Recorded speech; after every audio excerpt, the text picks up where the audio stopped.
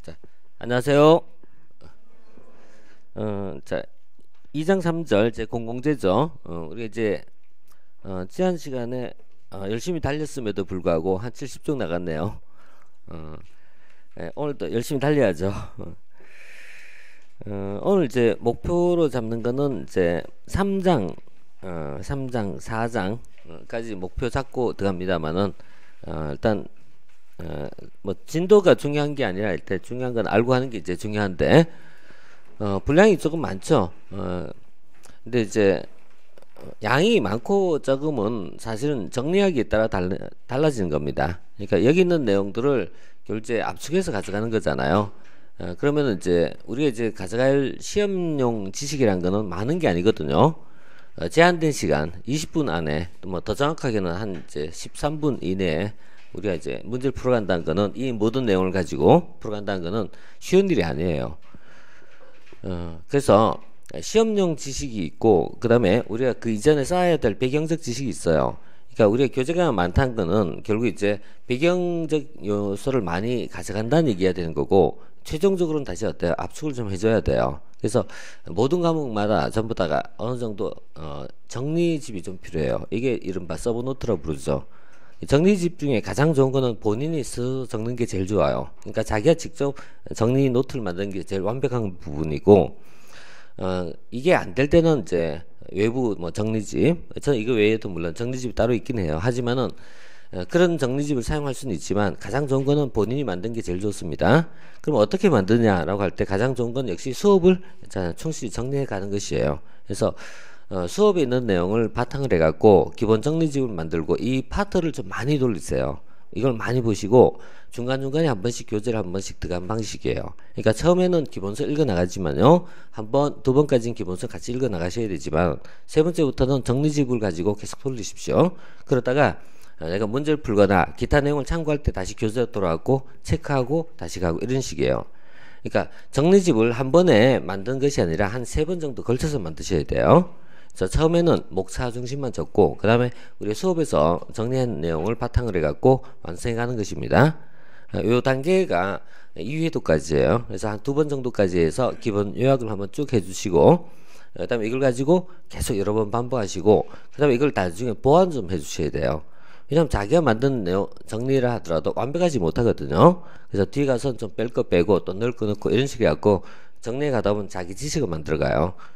여러분들 이제 고교 과정에서 공부한 거하고 전혀 다른 패턴이에요, 이게. 그리고 한 번도 시도해 본 적이 없는 패턴일 수 있어요. 왜냐면은 여러분들은 뭐 오랜 시간 동안에 학원 강의에 길들여져 있어요. 내 스스로 공부해서 간 적이 한 번도 없다 이런 얘기예요. 이런 부분이 이제 사실 우리가 좀 고등학문이잖아요. 그러니까 고교 과정처럼 해서는 안 된다 이런 얘기예요. 이런 부분 좀 생각하시고요. 어떻게 해야 될까, 가장 최선일까라는 부분은 많이 해보셔야 되거든요. 그래서 시행착오를 좀 많이 겪으세요. 가능한 빠른 게 좋아요. 빨리 해보고 그 다음에 정리할 때는 많이 적으면 안 돼요. 너무 많이 적으면은 나중에 있죠, 그게 책이 한 권이 돼요. 그럼 아무 의미가 없어요. 그러니까 정리집은 많아야 200쪽 이하로 줄여야 돼요. 그게 최대치예요. 그러니까 제가 권장할 때 한 100페이지 정도 이렇게 얘기하는데 100페이지에서 한 200페이지 정도 이내에 있잖아요. 요약 정리를 만드시고 이걸 보통 서브노트라고 부르죠. 서브노트를 만드시고 이걸 가지고 계속 반복적으로 돌리시는 게 가장 좋습니다.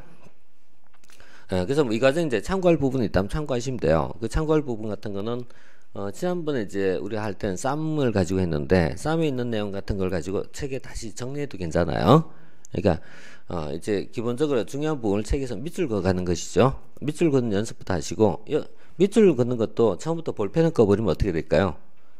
나중에 수정이 안 되잖아요, 그죠? 그러니까 처음에 밑줄 그을 때도 가능하면 좀 연필로 이렇게 쭉 끊어나가고 그 다음에 이제 자대고 끊는 게 좀 처음 필요해요. 손을 끊으면 나중에 좀 지나면 지저분해지거든요. 그래서 이렇게 자대고 연필로 싹싹 끊어나가요. 이런 게 나중에 습관이 되면은, 공부를 오래 하면 습관이 되면 다음에 이제 만화책 볼 때도 자대고 신문 볼 때도 자대고 이런 식으로 해갖고 자꾸 습관이 이렇게 바뀌어 버립니다. 이렇게 해서 좀 빨리빨리 좀 자리 잡는 게 중요합니다. 우리 이제 이번 시간 이제 공공재 이론인데 사실 이제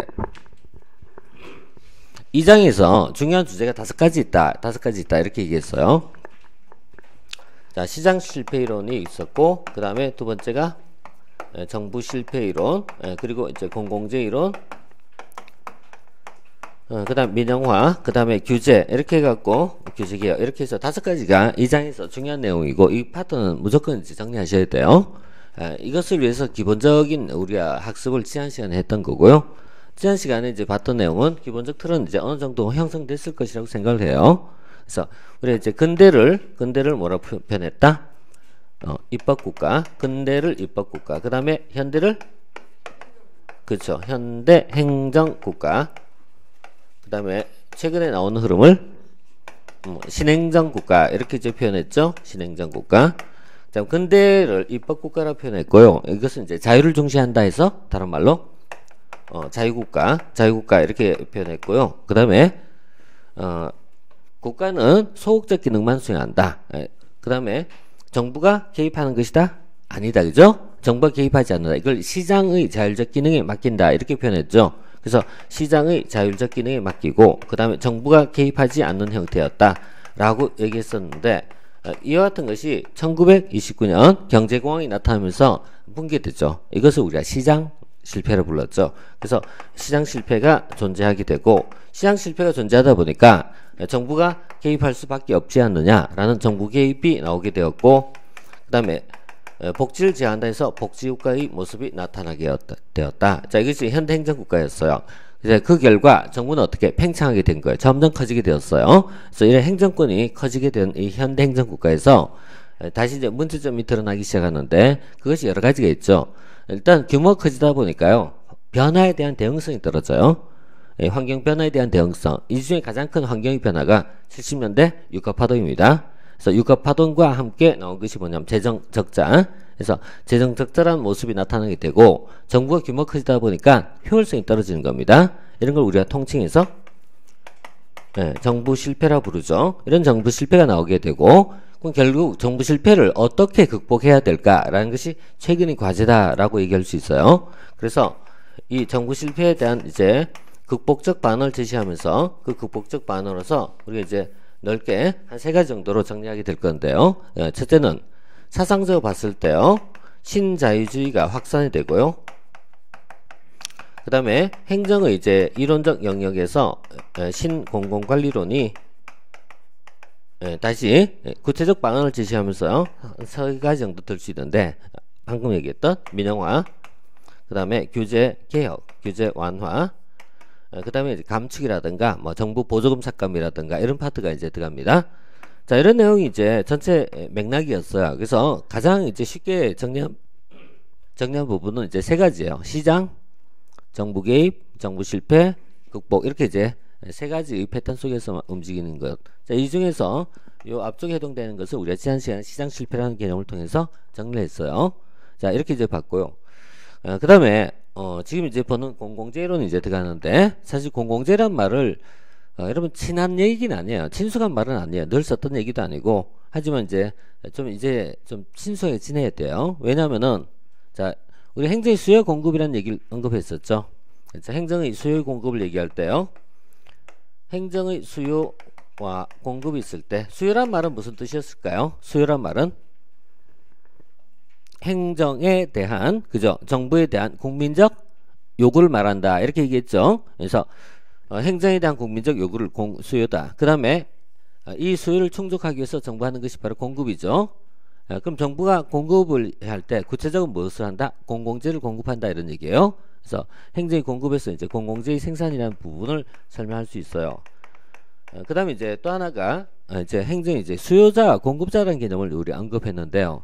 수요자, 공급자의 이 기본적 개념 또는 수요 공급이라는 개념은 원래 어디서 나온 것이다? 시장적 개념이죠. 이 개념을 어디에 도입하자? 정부에도 도입하자, 이거잖아요. 그래서 시장에서의 논리를 정부에도 한번 적용해보자 라는 얘기. 그래서 그렇다면 시장에서는 어떤 논리가 있느냐 했을 때, 시장에서는 이 민간 서비스, 민간재의 공급자, 수요자의 관계에서 민간재의 공급자는 기업이고 민간재의 수요자는 자 고객이잖아요. 그래서 고객지향적 행정, 고객지향을 위해서 기업은 이제 최대한 노력해야 되잖아요. 이걸 우리가 고객 만족이란 말을 썼어요. 이런 마인드를 어디에도 행정에도 도입해보자, 이런 얘기였잖아요. 그래서 행정 서비스, 공공 서비스 공급자와 수요자의 관계가 나타나요. 이때 공공 서비스 공급자는 누가 된다? 예, 정부가 되지만, 그죠? 또 누구라고 했죠? 미래의 누구라고 했죠? 미래의 자신이다 이렇게 얘기했죠. 전혀 아직까지 파악을 못하고 있어요. 자, 다시 공공서비스의 수요자는 누가 되죠? 네, 공공서비스 수요자는 시민이고, 그죠? 수요자는 시민이고, 이 시민을 무엇으로 보자? 고객으로 보자는 얘기잖아. 시민을 통치 대상이 아니라 뭘로 보자? 고객을 보자. 그래서 정부와 시민의 관계 수평적 개념으로 바뀐단 말이에요. 이런 얘기했고, 그 다음에 공공재에서 공급자에 해당된 것이 정부라고 했지만, 그죠? 정부. 이 정부란 것을 이제 어떻게 변화해야 되냐 했을 때 이것을 마치 기업처럼 변화하자 이렇게 본 거잖아요. 이걸 우리가 이제 기업형 정부라 불렀죠. 기업형 정부. 그다음 두 번째 고객지향적 정부 이렇게 봤고요. 그다음 이것을 위해서 행정에 바로 시장적 원리를 도입하자. 시장의 원리를 도입하고, 시장의 원리란 말은 가격과 경쟁이란 개념을 도입하자 이렇게 봤어요. 그래서 가격과 경쟁의 메커니즘을 도입하자. 자, 이런 부분이 이제 지난 시간 틀렸어요. 이 부분에서 이제 우리가 공공재가 뭐냐라는 내용 이제 다시 이제 본론으로 들어옵니다. 그래서 우리가 지난 시간 이제 공공재라는 개념을 살짝 봤지만 이제 좀 더 정확하게 봐야 된다. 그럼 이 공공재 이론에서 보는 것은 한 세 가지 정도 주제가 있어요. 첫째, 개념적 정의. 공공재가 뭐냐 이거. 첫째, 공공재가 뭐냐. 개념에 대한 것이 좀 필요하고요. 그 다음에 공공재 이론을 좀 확대시키면은 이 과정에서 이제 요금제나 공유제란 개념이 등장해요. 그래서 요금제, 공유제란 개념이 확대해서 나오게 되고요. 그 다음에 이 공공재의 과다 과소 공급설이라는 이론이 하나 있어요. 이것이 있고, 그 다음에 마지막에 이제 중요한 주제가요. 누가 공급할까 이거예요. 공공재를 누가 공급할까? 이때 공공재를 누가 공급할까 했을 때 전통적으로 누가 한다? 정부가 하는 것이다. 근데 오늘날 와서는 정부만이 아니라 민간으로 이걸 좀 넘겨보자. 이걸 뭐라고 표현한다? 민영화. 그래서 사실 여기서는 이 민영화라는 것과 공공재 이론은 전체적으로 같이 연결되어 있는 부분입니다. 자, 이런 이제 주제하에서 첫째 이제 개념적 정의부터 좀 내려본다면요. 공공재가 뭘까? 공공재가 뭘까? 자, 이때 공공재란 것은 우리가 이제 일반적으로 소비하는 불특정 다수 소비하는 재화를 보통 공공재라고 표현하고 있어요. 그런데 이 공공재란 것은 누가 만드냐라는 것이 중요한 것이 아니라, 이걸 중요한 것이 아니라 뭐가 중요하다? 특성에 따른 개념입니다. 그 특성이 뭔데? 두 가지가 나와요. 비배제성과 비경합성이라 불러요. 비배제성과 비경합성을 구성된 것을 우리가 공공재라고 부르지, 누가 공급하냐라는 문제는 아니라는 얘기예요. 이것이 세 번째에 나오는 표현이에요. 그래서 세 번째 보시면은 공공재는 대부분 국가 또는 자치단체에서 공급되지만 이는 재화나 서비스 성격에 따른 구분이지 생산 주체에 따른 개념은 아니다 라고 보는 거예요. 자, 이 말이 뭐냐면은 정부가 만든다고 다 공공재가 아닐 수도 있어요. 정부가 만들어도. 그렇다면 민간이 만들어도 공공재가 될 수가 있어요. 그러니까 누가 만드냐가 중요한 것이 아니라는 얘기예요. 자, 예를 들어서 도로가 있어요. 도로란 거는 있죠. 누구나 이용할 수 있는 것이 도로가 되는 거예요. 그런데 이 도로란 것을 정부가 만든 것이 일반적이지만, 그럼 개인이 도로를 만들 수는 없느냐라고 물으면 당연히 가능해요. 개인이 만들어도 도로를 만들어서 남이 이용하게 할 수 있어요. 하지만은 그렇게 할 이유가 있나요? 내가 도로를 만들어서 주변 사람들 이용하게 만들려고 하는 그런 이유가 따로 없단 말이에요.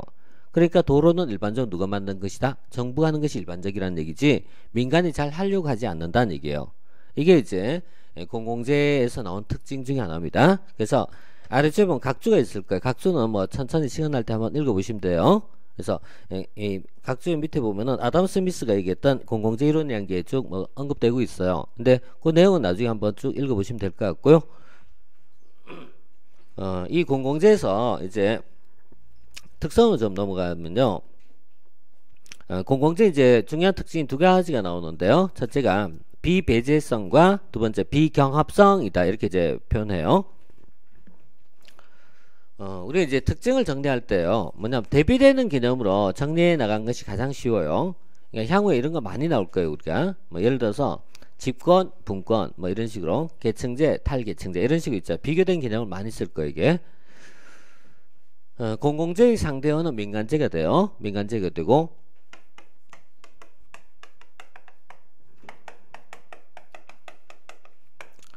자, 민간재는 주로 시장에 의한 공급입니다. 이건 누가 한다? 주로 시장이에요. 이쪽은 주로 정부가 한 것입니다. 자, 그럼 이건 주로 정부가 공급하고요. 민간재는 주로 시장에 의해서 공급되는 것이 일반적입니다. 그러나 꼭 그렇지는 않을 수 있습니다. 그 아까 얘기했던 뭐죠? 공공재 누가 공급하냐라는 문제는 아니라고 얘기한 겁니다. 자, 그 다음에 우리 이제 공공재라고 얘기하면은 민간재가 이 얘기가 훨씬 더 빠를 수 있으니까 민간재라고 얘기하면 통상 우리가 이제 재화란 말은 거의 90%를 민간재를 지칭한 말이죠. 그래서 뭐 예를 들어서 자동차가 있거나 그죠? 또 뭐 사과가 있거나 또는 금융이 있거나 뭐 보험이 있거나 교육이 있거나 또는 영화 관람을 합니다. 이런 거 다 뭐예요? 민간재가 되는 거죠. 그럼 공공재는 주로 어떤 것이냐 하면 도로가 있거나 자 등대가 있거나 또는요 뭐 야간에 가로등이 설치되어 있거나 또는 치안이라든가 방범이라든가 또 뭐 경찰 뭐 아니면 이제 국방 외교 이런 것들 이런 걸 다 뭐냐 공공재라고 이제 보통 표현하죠. 자 이때 민간재는 어떤 특성이 있느냐? 민간재에 가진 가장 기본적인 특성이 이제 두 가지가 나와요. 두 가지. 첫째가 배제성 그리고 두 번째 경합성 이런 말 써요. 그래서 경합성부터 한번 볼게요. 자 민간재의 특성 중에 하나가 경합성과 배제란 말이 있어요. 배제성. 자 경합성, 배제성. 경합적이다. 나의 소비가 다른 사람 소비에 영향을 줄 때, 내가 쓰면 다른 사람 소비에 영향을 줄 때, 특정한 개인의 소비가 다른 사람 소비에 특정 개인의 소비가 다른 사람 소비에 타인의 소비에 영향을 줄 때, 이걸 경합적이라고 표현해요. 경합적이란 말은 나의 소비가 다른 사람 소비에 영향을 줄 때, 이 말 속에 숨겨진 중요한 이제 하나의 전제가 있어요. 자원은 무한하다, 유한하다. 네, 자원의 유한성이에요. 자원의 유한성. 자원이 유한하다는 얘기예요. 무한하지 않다는 얘기예요. 내가 써도 다른 사람에게 아무런 영향이 없으면 무한한 것이고요. 예컨대 공기가 있어요. 공기는 내가 아무리 써도 다른 사람 소비에 영향을 주진 않아요. 하지만 이 민간재와 같은 이런 성격들은 어때요? 내가 쓰면 다른 사람 소비에 영향을 줘요. 이 말은 더 직설적으로 표현하면 어떻게 된다? 줄어든다 이런 얘기예요. 줄어든다. 그래서 이 말은 줄어든다, 감소한다 이런 얘기예요. 감소한다. 내가 쓰면 줄어든다. 이게 이 속에 이제 포함된 가장 중요한 전제 조건이에요. 이걸 경제학에서는 희소성의 법칙이다라고 부릅니다.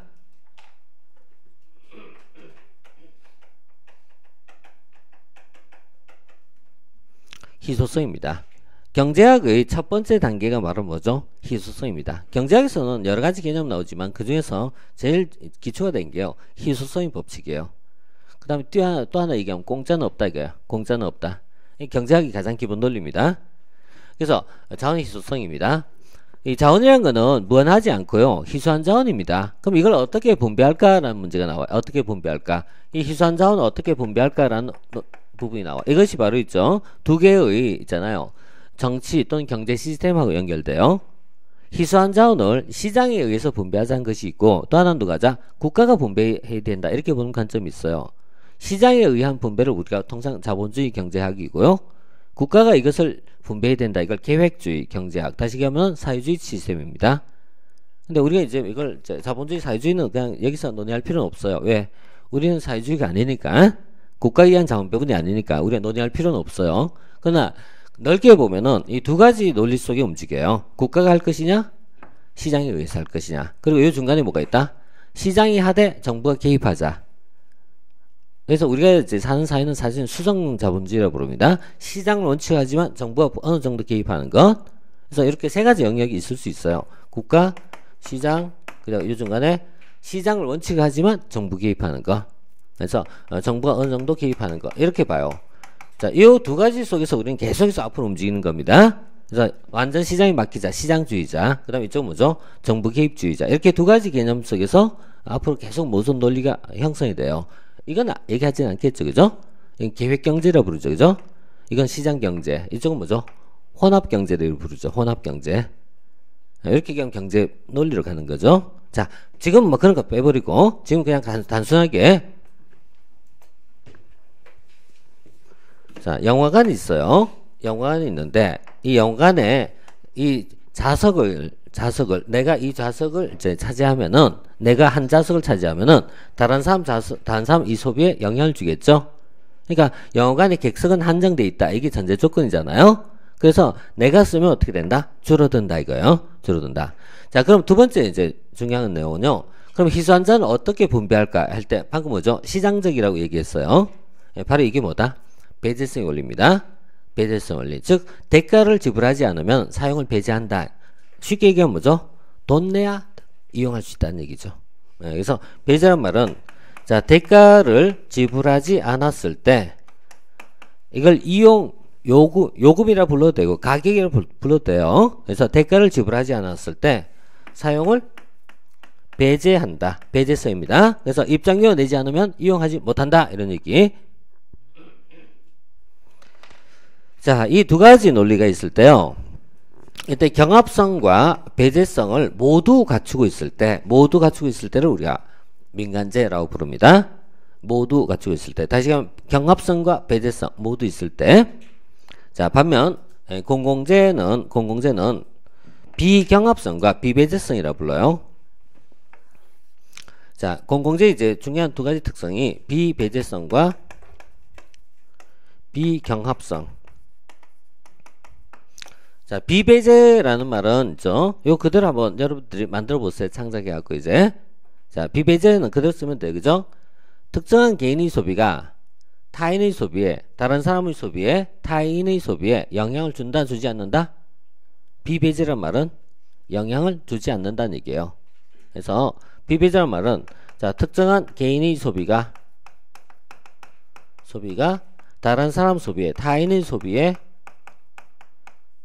영향을 주지 않을 때, 이 말은 내가 써도 줄어든다, 줄지 않는다? 줄어들지 않는다 이거예요. 줄지 않는다. 이 말 속에는 어때요? 줄지 않는다. 내가 써도 다른 사람 소비에 영향을 주지 않는다. 줄지 않는다. 자, 예를 들어서 자, 여기 제일 쉬운 예가 등대가 있어요. 등대. 내가 등대를 사용한다고 다른 사람 등대 사용권에 영향을 주지는 않는다 이런 얘기죠. 아무리 쓴다 해도 영향을 주지 않는다. 내가 도로를 걷고 있을 때 내가 도로를 걷기 때문에 다른 사람 도로 이용에 영향을 주지는 않는다 이런 얘기예요. 자, 이것을 우리가 비배제성. 자, 이 비배제성이고요. 그 다음에 두 번째는 비경합성이 있어요. 비경합이란 말은 자, 똑같이 한번 봐요. 대가를 지불하지 않았음에도 사용을 배제할 수가 없다. 그래서 자, 대가나 또는 비용을 지불하지 않았음에도 사용을 배제하지 못한다. 자, 사용을 배제하지 못한다.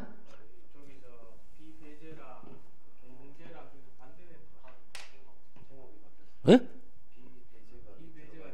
아, 위에가 경합이 들어가야 돼요. 똑같이 맞춰야 되는데, 그죠? 비경합성이죠.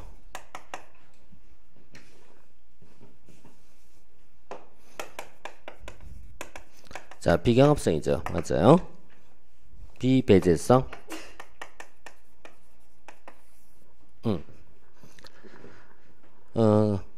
그래서 이제 상대적으로 좀 개념 정의하고 있죠. 그래서 비배제란 말이 이제 쓰기는 똑바로 쓴 거, 쓰기를 잘못 썼다, 그죠? 설명은 똑바로 한 것 같은데, 그죠? 오표시 무해의 원칙이라고 있어요. 이게 이제 법학에 보면 이런 게 있어요. 그래서 표시를 잘못한 거예요. 근데 모든 사람은 다 같이 똑같이 이해하고 있어요. 이건 전혀 문제되지 않는다. 오표시 무해의 원칙이에요. 민법에 보면 그런 부분이 나와요. 자, 지금은 이제 비배제와 비경합성 개념이었어요. 그래서 대가의 지불이 지불하지 않았음에도 사용에 배제가 없다. 자, 그래서 뭐 등대 얘기를 들었거든요. 근데 사실상 우리가 이걸 등대를 이용할 때 돈을 냅니까? 도로를 이용하는데 돈을 냅니까? 국방이나 치안을 이용하는데 돈을 냅니까? 왜 이렇게 생각하면 좀 이상하다 이런 생각이 들 수 있어요. 우리나라는 119 전화하면은 출동할 때 돈 달라고 얘기 안 하거든요. 그죠? 근데 사실 우리도 옛날에 보면은 돈을 달라고 한 적은 있어요. 뒷돈을. 근데 요즘은 그런 거 없어요. 아주 옛날이에요. 아주 옛날. 근데 이제 지난번에 미국에 그런 경우 있었어요. 이게 사고를 당했는데 이 사람을 119 구급대가 출동해갖고 이 사람을 이제 병원에 데려다 줬어요. 근데 그 거리에 따라서 요금을 내려고 하는 거예요. 그러니까 이런 거는 공공 서비스인데도 어때요? 돈을 내는 거예요. 이게 국가에 따라 똑같지는 않아요. 이게 똑같지는 않아요. 근데 그렇지만은 이제 우리 같은 경우 달라고 하지는 않잖아요. 그죠? 그럼 다시 볼게요. 그러면은 도로든 등대든 119 구급 서비스든 이것을 출동하게 하기 위해서는 누구 돈으로 했나요? 세금. 국민의 조세를 바탕으로 국가의 재정으로 가지고 지출한 거죠. 그러니까 간접적으로 사실 내는 거죠, 내가. 이에서 직접적 관련성이 좀 떨어져서 그렇지 사실은 내는 거죠. 그러면 거꾸로 얘기하면 이런 얘기예요. 내가 세금을 내지 않았어요. 그럼 내가 공공서비스 사용 못하냐 이런 얘기예요. 똑같은 얘기입니다. 그래서 집에 환자가 있어갖고 전화했단 말이에요. 119에 우리 집에 환자가 있어갖고 좀 빨리 데려갔으면 좋겠습니다. 귀하의 주민등록번호 불러보세요. 왜요? 일단 불러보세요. 어이구 세금 체납하셨네요? 출동 못해요. 라고 얘기할 수 없잖아요. 이게 뭐죠? 비배제성입니다. 자, 그래서 비배제라는 말은 한 단계 간접적으로 연결되는 것이지만 이런 내용이 이제 나오죠. 자, 이게 이제 비배제성의 개념이고요.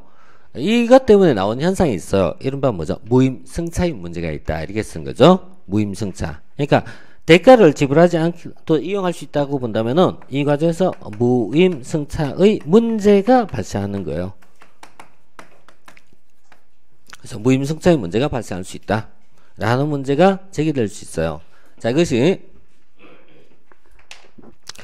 공공재의 특성이에요. 그래서 공공재는 이 두 가지를 모두 가질 때, 공공재라고 부르죠. 자, 이렇게 이제 민간재와 공공재라는 부분을 대비되는 개념을 봤어요. 그러면은 이 두 가지 성격을 모두 가진 것이 아니라 하나씩 가진 것은 있을 수 있지 않느냐라는 것이 나와요. 이게 바로 이제 중간재적 성격입니다. 그래서 요 개념이 이제 확대가 되기 시작해요. 그래서 개념을 이제 확대를 하다 보니까요. 여기서 요금제와 공유제라는 개념이 이제 등장합니다. 자, 이 요금제와 공유제 개념을 파악하려면은 일단 얘가 선행되어 들어와야지 이게 파악이 돼요. 그래서 이 개념을 좀 다지셔야 돼요. 그래서 약간 인터벌이 생길 거예요, 여기서. 자, 일단 이제 어느 정도 계략적 파악했다고 보고, 그리고 나서, 자, 이 사바스라는 사람이 이 내용을 이제 확장을 시켜갖고요. 자, 두 가지씩 특성을 가지고 봅니다. 배제라는 개념하고요. 비배제라는 개념하고요. 그 다음에 경합적하고요. 경합적하고 비경합적 이렇게 해갖고 네 가지 유형이 나타나요.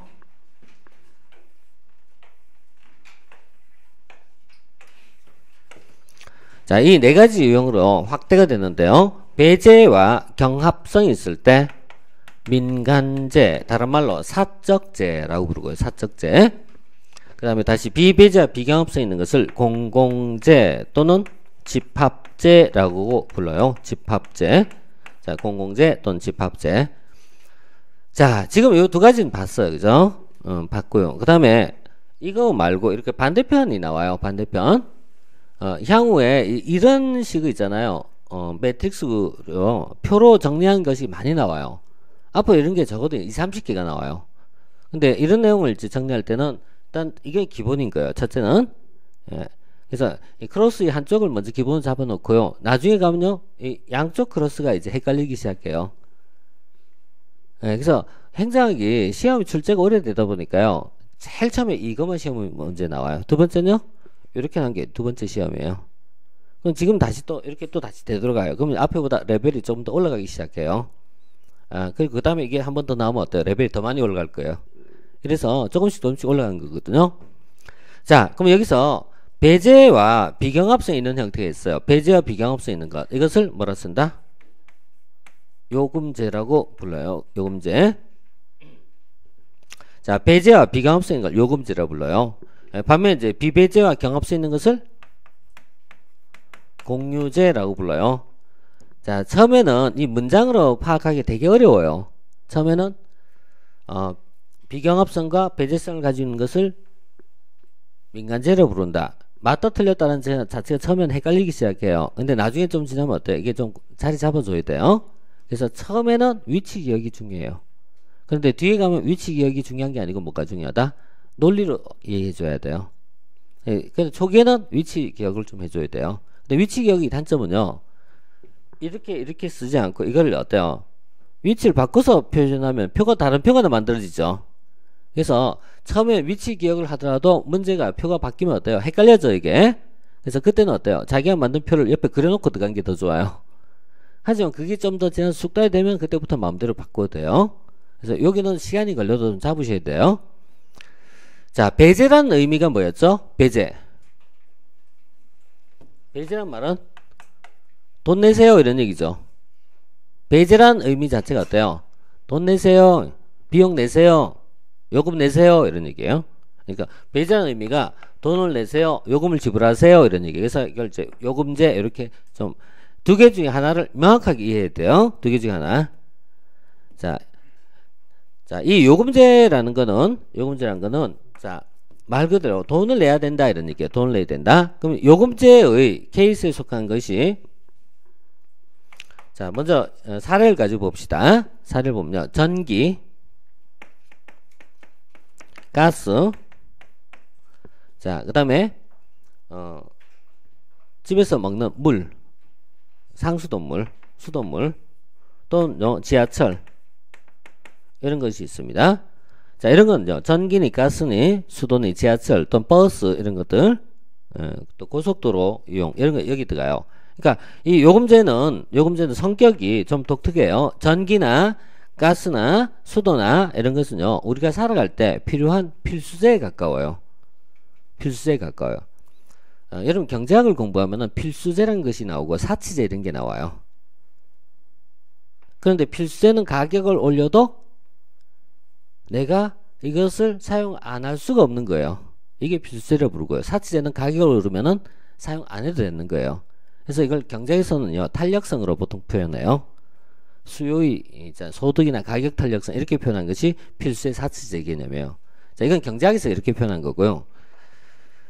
내가 경제학 지식까지 만들어줄기에는 너무 많은 걸 해야 되지 않나요? 자, 그래서 자, 이런 것은 이 필수적 성격을 가지고 있는데, 이게 우리가 이제 살아가는데 우리가 이 서민 생활하고 밀접한 관련이 있어요. 그래서 이걸 정부에서 강력히 통제해 갖고 가격을 못 올리게 하는 것입니다. 비싸게 못 받게 하는 거예요. 상대적으로 저렴한 요금으로 공급하게 합니다. 그래서 이런 요금 체계를요, 공공요금 체계라고 불러요. 공공요금. 자, 이 요금제는 무슨 요금? 민간요금이 아니라 무슨 요금? 공공요금. 자, 공공요금. 공공요금이란 말은 그 기업이 임의적으로 가격을 올리지 못하고 정부가 통제하는 요금입니다. 정부가 통제하는 요금이에요. 자, 우리 알다시피 지하철 요금 올리는 것은 지하철 공사가 다음 달부터 100원 올립니다, 이렇게 임의를 못해요. 그렇게 쉽게 할 수 있는 게 아니고요, 지방정부에 의해서 이걸 있잖아요, 승인받아야 되는 거 이게. 자, 그래서 공공요금이고요. 공공요금. 그럼 이와 같은 것은요, 요금은 상대적 어때요? 비싸다 싸다? 상대적 싸단 말이에요. 요금은 상대적 싼데 이걸 만들려면은 시설 비용은 엄청나게 들어가요. 왜냐면 발전소 하나 만들려면 1조씩 들어간단 말이에요.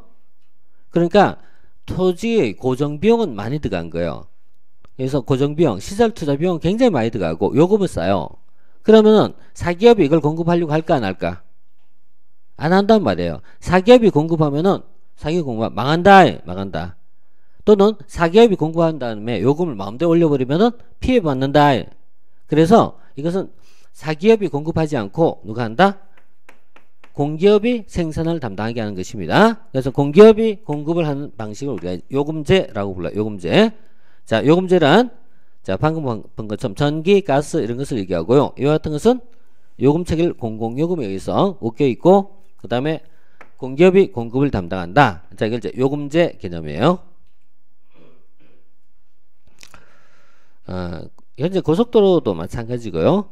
다음에 터널도 지금 유료 터널 있죠. 돈 내는 터널 이런 거 다 이런 성격을 가지고 있어요. 그래서 이런 걸 이제 통상 우리가 요금제라고 부릅니다. 자, 그 다음에 공공재, 그 다음에 이제 공유제 볼게요.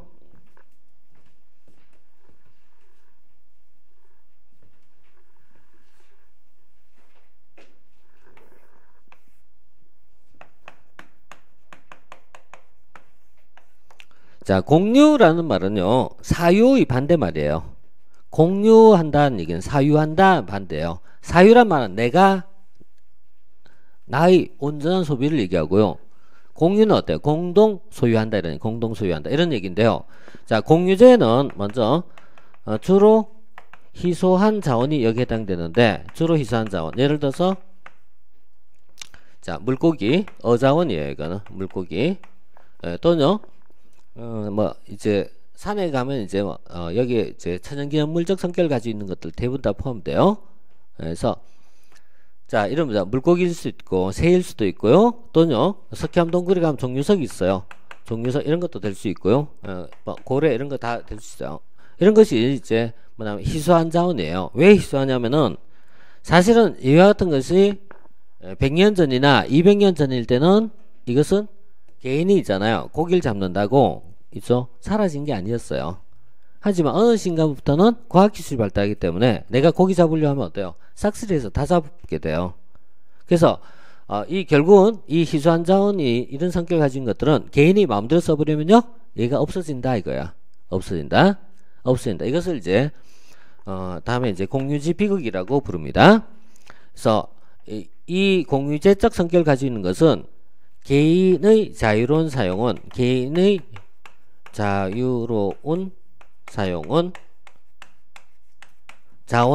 자원을 고갈시키거나 황폐화시킬 수 있다라고 합니다. 자, 개인의 자유로운 사용이 자원을 고갈시키거나 황폐화될 수 있다라고 해요. 이것을 하딘이란 사람의 얘기하기를 공유지 비극이라고 부르죠.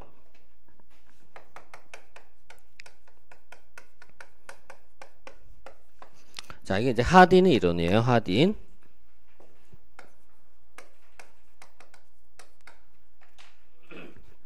자, 이 개인이 마음대로 써버리면요 결국은 자원이 사라진다라고 보는 거예요. 저 강원도에 가면요 이제 이 석회암 동굴에 보면 종류석이 많이 있었어요. 근데 단양에 가면은 그 고시 동굴, 고수 동굴이 있고 단양 고수 동굴, 영월로 가면 고시 동굴이 있어요. 근데 여기는 일찍 개발돼 갖고 보존이 잘 돼 있는 파트예요. 근데 그거 말고 알려지지 않은 데 가면은 이 석회암의 종류석 자체가 없어져 있어요. 톱으로 썰어 갖고 집에 가져간 사람들이 옛날에 무지 많았거든요. 이런 경우 참 많았고요. 또 옛날에 보면 이런 거 있어요. 산에 가면 꼭 자기 이름 써오는 사람이 있어요. 알프스 언덕에 꼭대기에 보면 이제 한국인 이름이 막 써져 있어요. 결국 산 다 망친 거죠. 참 바보죠, 그죠? 자기 이름 써놓고 오고. 그래서 범인이 그지? 자기 증거를 남기고 왔어요.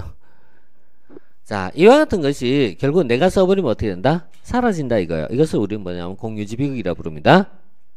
공유지 비극 이렇게 부르죠. 이 공유지 비극은 이제 19세기부터 사실은 시작된 거예요. 그 중에 가장 대표가 고래입니다. 고래. 그래서 울산 앞바다에 있는 고래가 사라진 겁니다. 여러분 역사책 보면 울산 나올 거예요. 울산에 보면 태화강이 있어요. 태화강에서 쭉 따라올라가면 뭐죠? 반구대가 있어요. 울산 방구대. 그 이제 물에 잠긴다 해서 그것 때문에 굉장히 뭐 지난번 말이 많았던 건데, 울산 방구대에 그려지는 그림이 있죠. 고래잖아요. 고래. 근데 그 고래가 지금 없단 말이에요, 이게. 고래가 없다는 얘기는 결국 이제 사람이 잡아버리니까 없어졌다 이런 얘기예요. 이걸 우리는 통칭 뭐냐면 공유지 비극이라고 불러요. 이것을 시장 실패라고 부릅니다. 그래서 공유지 비극이라든가 또는요 나중에 이제 죄수의 딜레마 이론이 있어요. 죄수의 딜레마 이론 이런 것을 있잖아요. 이런 것을 다 합쳐갖고 우리는 시장 실패라고 부르게 됩니다. 그래서 마음대로 써버리면 안 된다. 자유로운 사용은 안 된다. 우리가 시장이라는 말을 무엇으로 확장했죠? 외부상할 때 한번 얘기했던 거예요. 시장이라는 말은 다른 말로 시장의 말은 자율에 맡기는 것이고 또 다른 말로 정부가 개입하지 않는 것이다. 이렇게 썼잖아요. 정부가 개입하지 않는다. 이게 같은 맥락이라고 했죠. 자, 그래서 이와 같은 것들은 개인에 맡기면은 결국 어때요? 개인이 자유롭게 맡기면요 사라진다 이렇게 보는 거예요. 이게 공유지 비극이죠. 그러면은 이것을 방지할 필요가 있잖아요. 공유지 비극을 막을 필요가 있잖아요. 어떻게 막을 것이냐 이거.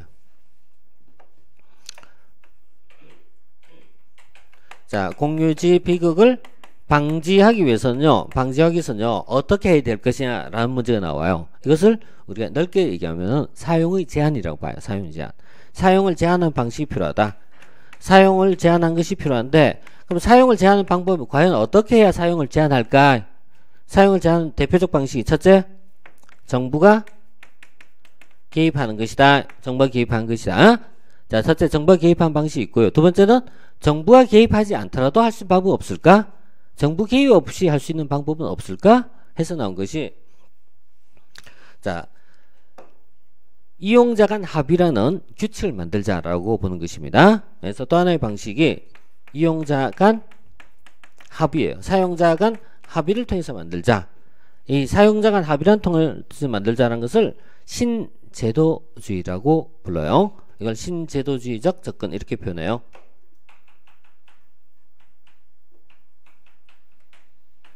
자, 첫 번째 케이스는 뭐죠? 첫 번째 케이스는 정부가 개입한 방식이에요. 정부가 개입한 방식은 예를 들어서 우리 강에 가서 물고기 마음대로 잡을 수 있다 없다? 못 잡는 거 이게. 강에서 물고기 잡아본 경험은 이제는 잘 없겠죠, 그죠? 옛날에는 이제 놀 게 없어갖고 고기 많이 잡았는데 낚시 못합니까? 낚시 금지. 낚시는 현재 다는 금지 아니지만 부분적하고 있어요. 하지만은 고기 같은 거 어때요? 고래 같은 거 어때요? 못 잡게 돼 있죠. 이런 것이라든가요. 또 산란기에 못 잡게 하는 것들 이런 거 이제 여기 들어가요. 또 동물 같은 걸 보호하기 위해서 천연기념물 지정하는 것들 이런 거 고래 사냥 금지란 말이에요 이게. 이런 거 이제 현재 하고 있는 거죠. 그래서 현재 정부가 개입을 통해서 한 방식을 쓰고 있고 그럼 이것만 가지고 다 해결할 수 있냐? 안 된단 말이에요. 그래서 나온 게 뭐였다? 이른바 신제도주의적 접근. 그래서 이용자 간 합의다라는 방식을 통해 보자는 얘기예요. 이건 좀 더 많은 이해가 필요합니다. 자, 나중에 신제도주의에서 한번 더 언급할게요. 여기 뒤에 가서 보시고. 자, 그래서 여기서는 공공재 이론을 우리가 공부했어요. 공공재 이론 공부한 과정에서 파생적으로 뭐까지 봤다? 파생적으로 요금제란 개념과 그 다음에 공유제란 개념을 봤어요. 이렇게 이제 보고 있는데 자, 이것을 간단히 이제 다시 우리 구성해서 보면요. 민간제로 갈수록 누가 공급하는 것이 일반적이다? 사적제, 민간제는 어디에서 거래가 이루어진다? 시장이죠. 시장에 의해서 거래가 이루어져요. 그러면 다시 공공재는 누가 공급한다고 했죠? 정부가 하는 게 일반적이다 이렇게 얘기했죠. 얘는 이쪽 갈수록 정부가 하는 것이 일반적이다. 그런데 이렇게 들어가면요. 요금제는 누가 공급할까?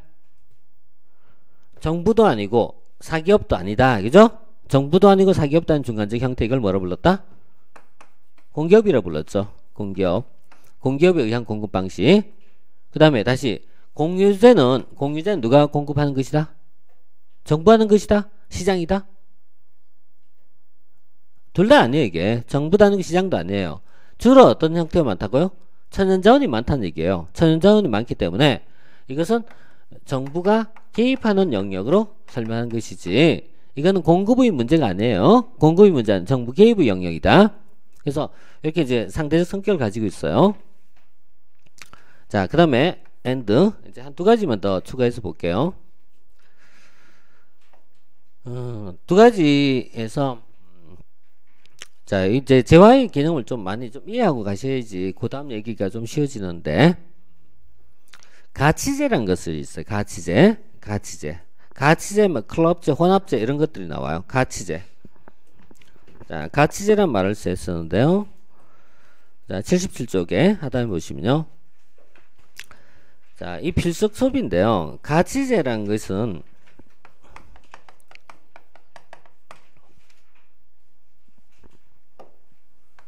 자 먼저 이제 예를 들어서 가치제가 어떤 걸까요? 가치란 자 교육이나 의료라든가요 교통이라든가요 이런 것을 얘기합니다. 최근에 와서는 여기서 문화라는 영역까지 포함을 시켜갖고 설명을 해요.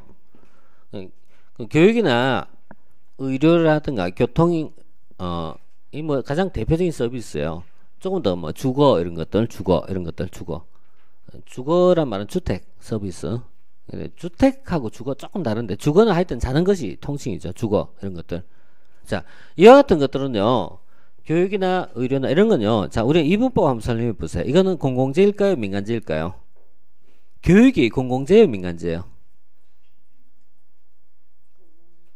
공공재예요? 만약에 교육이 공공재라면은 정부가 국가 예산으로 모든 교육 서비스를 제공해야 돼요. 그쵸? 그게 바람직하잖아요. 그죠? 그럼 교육이 민간재라면요 내 돈으로 학교를 다녀야 되는 거죠. 현재 우리는 교육이라는 부분은 초등교육까지죠. 초등교육까지 공공재적 성격을 강조하고 있죠. 초등, 중등은 다가 아니니까 이제 중등은 중학교까지. 고등학교도 중등이잖아요. 그래서 반 정도 돼 있잖아요. 만약에 교육이 완전한 공공재라고 본다면요 국가가 뭐까지 줘야 돼요? 국가가 이제 공공재 완전한 공공재라면 국가가 교과서 줘야 되고 책 줘야 되고 그죠? 그 다음에 정심도 줘야 돼요. 그냥 학교 와서 굶어가면서 공부할 수 없잖아요. 그래서 공공재적 성격을 얼마큼 인정할까 이런 문제가 남는 거예요.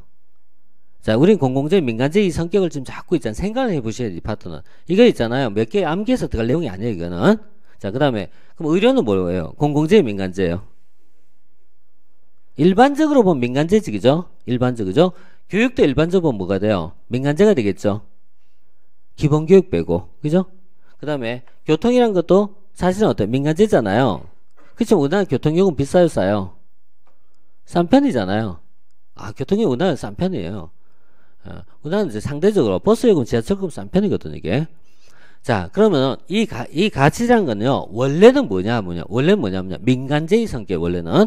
그래서 원래는 이제 민간재인데 민간재이나 최소한의 서비스 수준 유지를 위하여 정부가 개입하는 것을 얘기합니다. 민간재이지만 최소한의 서비스 수준을 유지하기 위해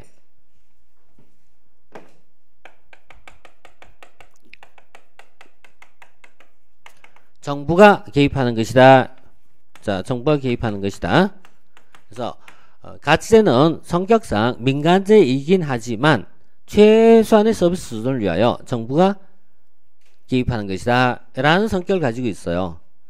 자, 이게 이제 가치제의 어떤 특성이라고 부를 수 있어요.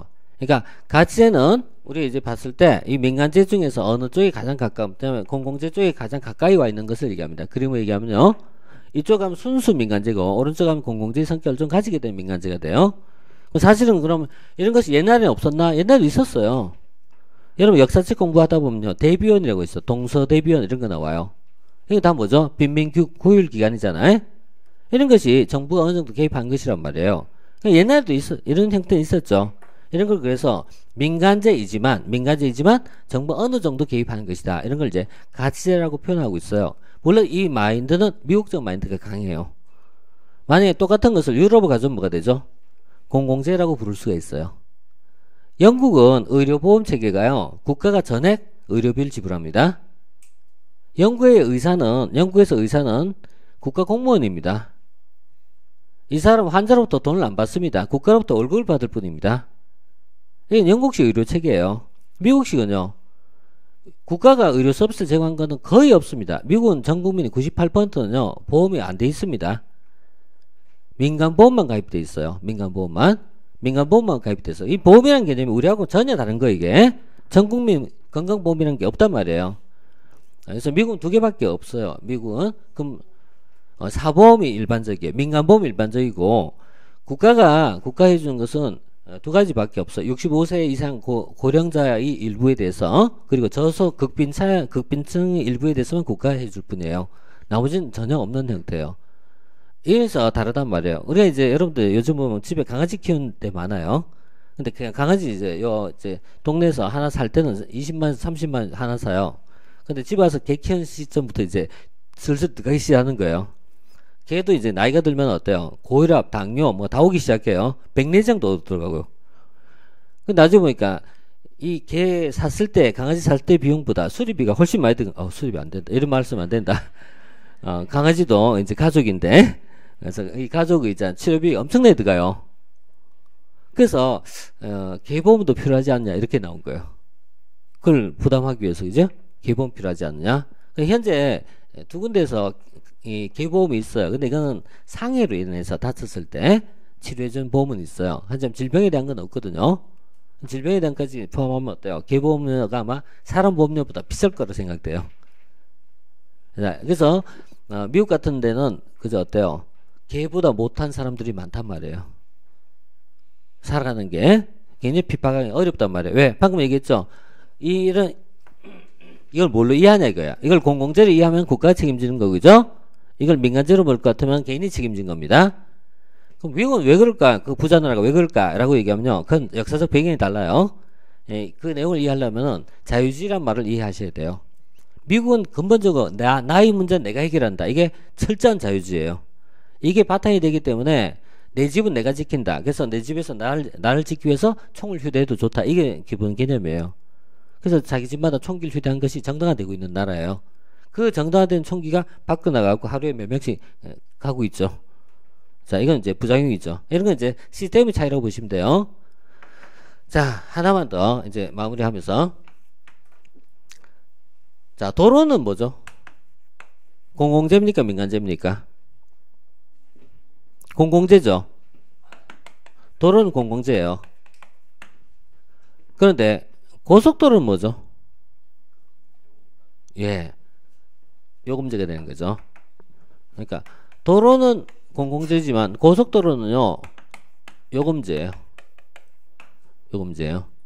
그러면 국가가 요금제를 통해서 도로 서비스를 제공한다면은 이것만 가지고 도로 서비스를 제공한다면요 이거는 국가가 하는 작용이지만 불법입니다. 우리 고속도로를 이용할 수 있는 거는 일반 도로가 있기 때문에 대체성이 있기 때문에 이걸 이용해도 괜찮은 거예요. 내가 선택하는 거니까. 하지만 영종도 가는 도로는 전액 돈 내는 도로예요. 인천공항. 그래서 사실 좀 위법성이 있는 거 이게. 위법성. 이런 거 자꾸 문제의식을 가지셔야 돼요. 그래야 그 다음 심층적 이해를 할 수 있어요. 자, 아니면요 또 물을 얘기할게요. 물은 뭘까? 물은 뭘까? 물은 무슨 제과일까? 네, 사실은 내가 우문을 한 거예요. 우문. 물이라는 개념이 얼마나 많아요. 먹는 물부터 시작해서 야, 물 좋다 하는 물도 있고 물도 종류가 많단 말이에요. 자, 물도 물 나름인 거예요. 그죠? 자, 예를 들어서 자, 우리 평창 샘물이 있어요. 이거 뭐죠? 삼다수 샘물이 있어요. 이거 뭐죠? 삼다수? 이거 돈 내고 하는 거잖아요. 뭐예요? 민간재죠? 삼다수 민간재죠? 그럼 집에서 먹는 수돗물은 뭐죠? 네, 맞아요. 수돗물은 요금제죠. 요금제. 그럼 강에 있는 강물은 뭐죠? 예. 예, 맞아요. 강물은 이게 1세기 전에는 아무것도 아니에요. 하지만 지금은 어때요? 공유제의 성격을 띠는 거죠. 왜냐하면 우리가 물 부족이 생기니까. 물 부족. 그래서 자, 이거는 공유제가 돼요. 공유제. 그럼 하나만 더. 바다에 있는 바닷물은 뭐죠? 바닷물은? 바다에 있는 바닷물을 우리가 이제 돈 주고 사는 것도 아니잖아요. 그죠? 내가 쓴다고 줄어든 것도 아니잖아요. 그 공공재예요? 정보 공급해요? 그것도 아니잖아요. 재화가 아니다. 천연자원인데 무슨 재화야? 재화라는 말은 경제적 가치가 있을 때 재화라 부른 거예요. 그래서 이것을 굳이 부를 땐 자유재라 부릅니다. 자유재. 자유재란 말은 엄밀하게 얘기하면 재화가 아니다는 얘기가 똑같아요. 이게 자유재라 불러요. 자, 근데 이 바닷물이란 게요, 옛날에는 내가 오염물 시켜도 표가 안 났어요. 그죠? 그렇지만은 어느 날 바닷물이요, 일본의 후쿠시마에서 원전 사고 난 다음부터 오염됐잖아요. 이것도. 그죠? 오염되다 보니까 바닷물이 이제는 다른 사람, 내가 어떤 피해를 주면 다른 사람에 영향을 주게 되겠죠? 바닷물은 아직은 아니에요. 아직 아닌지 시간이 지나면요, 바닷물은 어떤 성격을 띨까요? 바닷물은 돈 주고 사나요? 아니잖아요. 예, 시간이 지나면 어떤 성격을 띨까요? 공유제의 성격을 띠는 겁니다. 공기는요, 똑같죠? 공기는 재화가 아니잖아요. 그죠? 하지만 중국에서 오염물질 우리나라에 들고 있어요. 그러면 중국에서 버린 방출한 배기가스나 이런 것은 어때요? 공장 매연은 우리에게 영향을 주잖아요. 그러니까 공기는 오늘날 뭘 성격을 띈다? 공유제의 성격을 띠기 시작하는 거예요. 아직은 아니지만, 그죠? 공유제의 성격을 띠기 시작하는 거예요. 공유제의 성격을 띠면은 어떻게 해결해야 되죠? 1번. 어떻게 해야 된다고요? 정부가 개입하거나, 그죠? 근데 우리가 중국한테 가고 너 버리지 마라 얘기할 수 없잖아요. 그럼 2번, 2번 어떻게 해야 되죠? 합의. 이용자 간 합의가 필요하죠? 이용자 간 합의. 이게 국제 간 협력이 필요성입니다. 그래서 공유제와 같은 것이 국제적인 협력의 필요성이 나타나게 되고요. 이것을 소위 이제 국제적인 어떤 이제 시장적 거래 방식을 동원하자는 새로운 주장이 나와요. 이게 이른바 공해세, 그리고 공해 배출권 거래제가 있어요. 공해 배출권 거래제, 이런 개념으로 확대가 되는 겁니다. 자, 지난번 국가적 문제에서 이런 문제가 하나 나왔어요. 상당히 앞서가는 문제예요.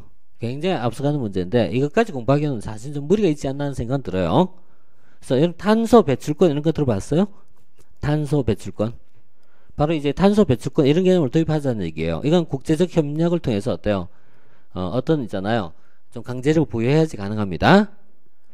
이런 논리잖아요. 공장에서 매연을 많이 뽑는 업체는, 탄소 배출 많이 하는 업체는 돈을 내라는 얘기예요. 그리고 그 돈을 가지고 어디에? 저희 아마존에 가서 산림을 더 보호하는 데 써라, 이런 얘기예요. 이런 개념이 이제 탄소 배출권 제도입니다. 그래서 환경 파괴를 하는 쪽에는 돈을 내고 환경을 보호하는 쪽에는요, 그 돈을 지원하는 방식이에요. 이걸 시장적 거래 방식을 통해서 해결하자라는 새로운 주장이 다시 나오는 거, 이게. 이런 내용까지 이제 자꾸 발전해 나가고 있어요. 공공재 이론 잘못 건드렸죠. 너무 많은 얘기가 나오죠. 그래서 이런 내용들이 이제 확대되는 개념들이에요. 자, 그래서 우리 하나의 주제만 가지고도 이렇게 이제 여러 가지가 나올 수 있는 거예요. 여러 가지가. 자, 그럼 다시 이제 정리해서 보면요, 우리가 공공재라는 개념은, 자, 공공재라는 개념은 두 가지 특성이었습니다. 첫째, 뭐가 가지고 있다? 배제성과 경합성이 있다. 네, 이렇게 봤습니다. 그 다음에 경합과 배제란 말만 의미가 잡히면 나머지는 자동입니다. 경합이란 말은 무슨 뜻이었다?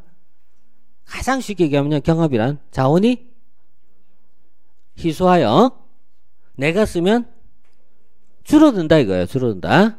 그래서 교과서적 개념도 정의 내려놓고요, 편법으로 어때요? 줄어든다. 배제란 말의 가장 쉬운 의미는 뭐였다? 돈 내라. 배제란 말은 뭐? 돈 내라. 요금을 지불해라. 배제란 말은. 자, 요 두 가지 개념을 좀 정확하게 잡아주세요. 자, 이렇게 이제 공공재 이론에 대한 것을 좀 정리를 하고요. 뒤에 보면은 79조에 보면요, 과소공급설과 과다공급설이라는 파트가 있어요. 과소와 과다공급설의 문제는요, 공공재가, 과소란 말은, 과소공급이란 말은 공공재가 조금 공급됐다. 다시 말하면 정부 축소를 얘기하고요. 그 다음 과다공급이란 말은 정부 팽창이다, 이런 얘기예요. 그러니까 과다란 말은 정부 팽창을 설명하고, 과소는 정부 축소됐다, 이렇게 보는 입장이 공공재의 과소 과다공급설이에요. 그런데 과소공급설에 보면 4가지가 있고요, 과다공급설에 보면 11개가 나와 있어요. 구급공채에서는 이게 나올 확률이 거의 없어요. 거의 나올 확률이 없고, 나오는 최대치는 아마 다음 중 어디에 속하냐라는 걸 구분하는 문제가 나오면 그게 최대치일 것 같고요. 7급에서는 이 문제가 가끔씩 물어요. 7급은 난이도가 올라가면서 이 파트를 좀 물을 수가 있어요. 그러니까 과소공급설과 과다공급설에 대한 내용이 물을 수가 있어요. 근데 그 내용을 여러분들이 이제 7급이라고 해서 시험이 달라 그런 게 아니라 7급에는요 시험 과목이 뭐죠? 경제학이 있습니다. 이게 사실 재정학에 나온 내용을 가지고 설명한 내용이에요. 그래서 경제학에는 재정학적 지식을 바탕하기 때문에 꼭 필요하다고 얘기하지 않은 거예요, 내가. 자, 과소공급설에는 선전에 의존효과, 선전에 의존하거나 또는 과시하는 것은 이제 조세저항이 있다 이런 식으로 이제 표현할 건데요. 선전에 의존하거나 과시하는 것은 조세저항을 가져올 것이고 합리적 무지다 이렇게 이제 표현할 거예요. 그리고 내용까지는 안 봐도 상관없어요. 방금 얘기한 것처럼. 그 다음에 과다공급설 뒷페이지 볼까요? 과다공급설에 속한 것은 자, 이 중에 여러분들이 두 가지 들어본 것 같아요. 파킨슨 법칙 공부했죠? 공무원 수는 증가한다. 그죠? 그 다음에 쭉 내려가면은, 다섯 번째, 리스크하는 예산 극대화 가설. 이것도 한번 설명했죠? 정부 예산을 팽창한다. 봤잖아요. 그죠? 그러니까 이런 내용 알잖아요. 이런 내용 알고, 나머지 뭐, 박은호님, 전희효과님, 뭐 이런 건 필요 없어요. 사실 필요 없고. 그 다음에, 보머리 병리라는 게 있어요. 나중에 한번 설명할 때가 있을 거예요. 그래서, 들어는 봤다만 해두세요. 아, 들어는 봤다. 이 정도만. 그 다음에, 할거주의, 북해논의 이론도 있고, 그 다음에 투표의 거래는 나중에 정책학에서 살짝 언급하게 될 거예요. 보트 트레이딩, 투표의 거래. 그 다음에, 네, 그런 정도예요. 이런 정도고. 그래서, 지금은 뭐 지나가도 상관없습니다. 지금 지나가도 상관없습니다. 자, 3절 이렇게 좀 마무리할게요. 자, 잠시 쉬었다가요. 4절 신행정 꼭 갑시다.